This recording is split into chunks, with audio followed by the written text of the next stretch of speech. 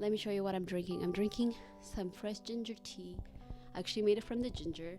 I'm a mug enthusiast. It's from a thrift store. It is Minneapolis YWCA, which is the women's YMCA. I hope you grab something to drink with me. My cat is trying to destroy this video.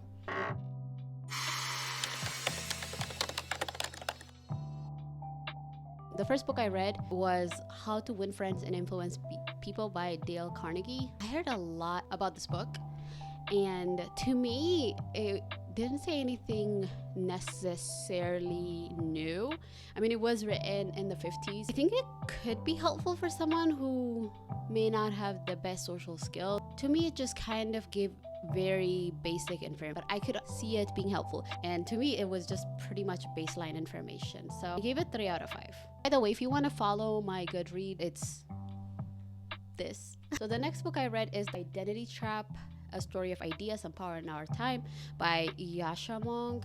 I heard about this book actually on a Books Could Kill podcast, and I was like, it cannot be this bad. And I read it, and it was just the worst thing I've ever read. It just is a lot of recycled ideas around like universalism and like woke philosophy. Like there could be like really important conversations to have around cancellation or even just in general. It's nothing new. It's just right-wing talking points but recycled to kind of seem more evolved, if that makes sense.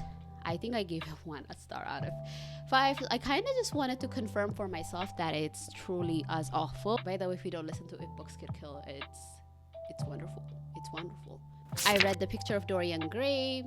I've been trying to read that book for a very long time. I gave it 5 out of 5. It was just gay panic, but also a lot of just the writing is beautiful. I really, really enjoyed it. Listen to the audiobook. It's incredibly aesthetic. It's an aesthetically gothic. It's horror. It's also incredibly philosophical and very smart. I don't know how to explain it because it's a very old book. I think it was written a very long time ago. It's considered like a classic. It's just a very artsy book. This Is How You Lose That Time of War. Loved it. I think I read it in one sitting actually. Very beautiful. 5 out of 5. Absolutely gorgeous. I'm gonna reread it actually soon. Cobalt Red, How the Blood of the Congo Powers Our Lives by Siddharth Kara. I heard a lot of things about this book, but I actually really enjoyed it, especially if you've never engaged with the history of Congo to this depth. It's a really good book for that. Again, also it's a really good foundation to start with to think about the exploitation, the colonialism, and just how that affects like the material condition of people. And I just loved it. This book I read was Adult Children of Emotionally Immature Parents, How to Heal from Distant, Rejecting, or Self-Involved Parents by Lindsay C. Gibson. Really enjoyed it. Also read it like in one sitting. It's kind of heavy at points because you're like, okay, I feel attacked by this.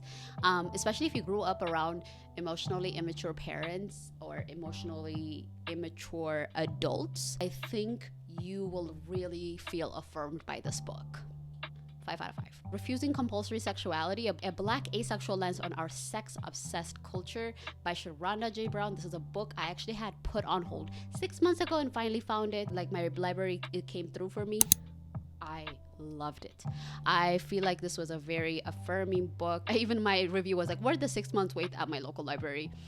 It talks a lot about aceness and queerness and feminism, gender expansionism, topics that I find incredibly fascinating as I'm, exploring my identity more and all that, and also how that like layered with marginalized identity and intersection identity that changes things completely for folks. Beautiful. Love it. Definitely 5 out of 5 for me. All About Love and New Visions by Bell Hooks. This is my I remember reading this book, but I don't really remember reading this book because Bell Hooks is like one of those writers you kind of be in the place to receive it, to really read it. And I think it took me a really long time to be like, okay, I need to be in a place to read Bell Hooks. And I read it this time around, and let me tell you, like it was so good. It was so good, especially the part where she's like, oh my God, what was it? Like, self-love is not gonna get you to community or like love. Conversation around like, actually you need to love yourself 100% in order to be in a partnership or in order to be an accompaniment of with someone. Like, she debunked the shit out of that, because there's a lot of information spread around the internet, especially these days, where everyone's kind of giving advice about like love, partnerships, alternative ways of being in a relationship. But I really, really find this book refreshing, honest, and incredibly tender at the same time. Sounds fake, but okay. Sexual and romantic perspective on love, relationships, sex, and pretty much anything else. And this actually came from a podcast. It didn't hit as big as Sharona Brown. I think they're both white women. I think they did say that, even kind of made the claim like, we're white women talking about aceness and romanticism. This is just our lived experience, and I really, really respect that. I'm glad I read this book. This was 4 out of 5 for me. The Solo Travel Handbook. This is a handbook. It's not even like a whole book. I mean, it's a good book. I love solo travel, and I wanted something that reflected like new resources that I haven't had a chance to engage with. And yeah, it was good. Good job, Lonely Planet. Dopamine Nation, Finding Balance in the Age of Indulgence by Anna Lembke. I loved this book. I really, really love this book. I think as someone who gets hyperfixated easily, really beautiful how she illustrates different stories to kind of show how some people engage with just like dopamine in general. That being said, I think it was very disappointing to hear some of the most unnuanced takes around like fat bias or bodies of fat people. After listening to Maintenance Phase for years and then reading My Body Is Not an Apology, Everything You Need to Know About Fat, 19 Myths About Fatness, like after reading all those books and how nuanced they can be, I can never look at materials that are kind of unnuanced around bodies and wellness the same way. Like, to Anna's credit, I don't think it's completely dehumanizing, is not the right word. I just felt like it was unnuanced, that part. In contrast to the rest of the materials, which are incredibly nuanced, I was like, that's an oops. But generally, I think the way she lays out the material is really, really well done, and I recommend it to a lot of my friends actually. Just lost 1 star because of what I just talked about. Black Ghost of the Empire, The Long Death of Slavery and the Failure of Emancipation by Chris Manjapra. I don't know if that's how you pronounce his name. Loved this book. I kind of want the physical copy actually. Very rare for me to read a historical book and be shocked, but like kind of be entranced, be like, wow, okay, this is a very different perspective, a different lens. Like, this book needed to exist. And one of the best books that I've seen that talks about Black people's like long-term stabilization on purpose by the empire, and that includes the empire of the United States, the empire of British and French and Belgian, like all types. And it really kind of breaks that down very well. The writing is really, really incredible. It is a historical book, and it lays out the history, like, you know, the Haitian Revolution. Like, it kind of lays out all these things in America's like southern, like Jim Crow, like, but it lays it out in a very fresh way that you're just like, oh my God, I didn't think about it in this way. It's a 5. If I could give it a 6, I definitely would, but it probably is one of my favorite books I've read in 2024. We Will Not Cancel Us and Other Dreams of Transformative Justice, Emergent Strategy Series 3, Adrienne Maree Brown. This book was actually given to me as a gift by my former nonprofit boss. And I remember, as out of protest, I just didn't read it. Not because I didn't like Adrienne Maree Brown. I do. I've read Emergent Strategies. I've read like some of her other writings. I just didn't read this book. It's a tiny book. It's a short book. It took me a really long time, and like we had a conflict in community recently, and I was like, okay, I need something to ground me, and I read it. And let me tell you, I flagged every page. This was a 5 for me. Definitely one of those Bibles that I'm gonna be carrying with me. The Will to Change Men, Masculinity and Love by Bell Hooks. A comrade of mine recommended this book, and this book just blew my brain away.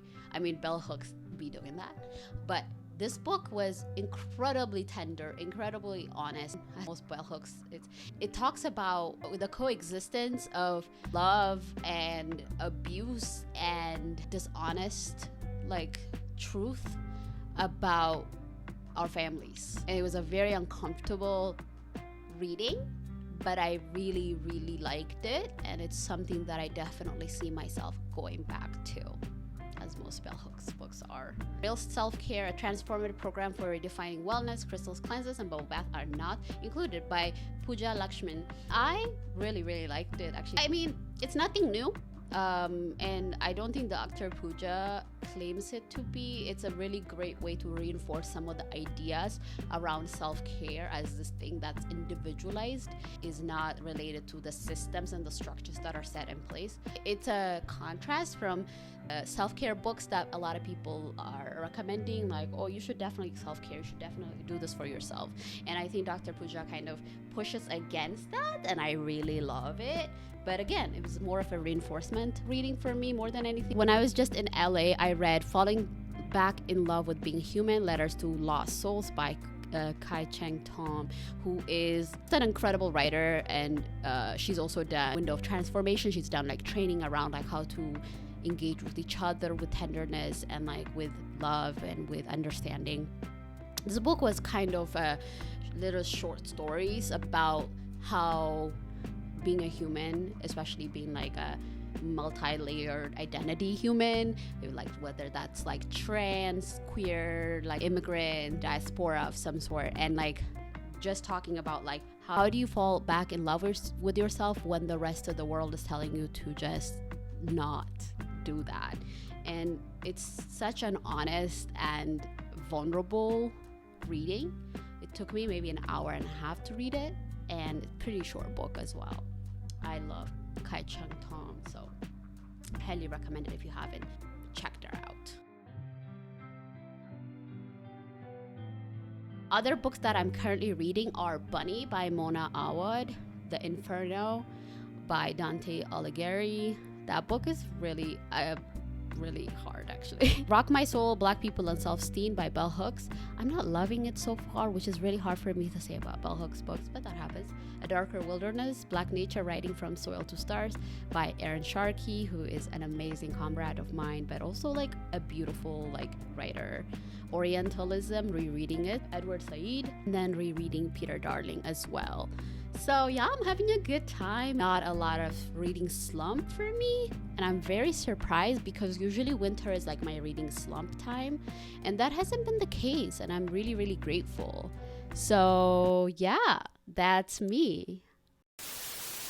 How are you guys? What are you reading right now? I would be so curious to know what you're reading at this moment or listening to, or just anything that you are consuming to either find escapism or solace. Let me know, and I'll see you on my next video.